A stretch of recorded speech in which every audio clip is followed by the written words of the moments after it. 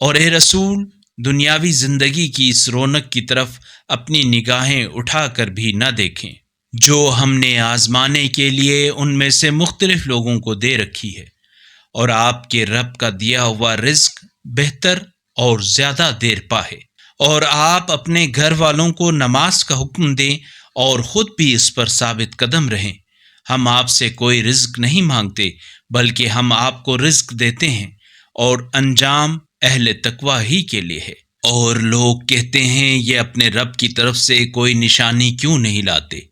کیا ان کے پاس اگلی کتابوں میں سے واضح ثبوت نہیں آیا؟ اور اگر ہم نزول قرآن سے پہلے ہی انہیں عذاب سے ہلاک کر دیتے تو یہ ضرور کہتے، ہمارے پروردگار، تو نے ہماری طرف کسی رسول کو کیوں نہیں بھیجا کہ ذلت و رسوائی سے پہلے ہی ہم تیری آیات کے اتباع کر لیتے۔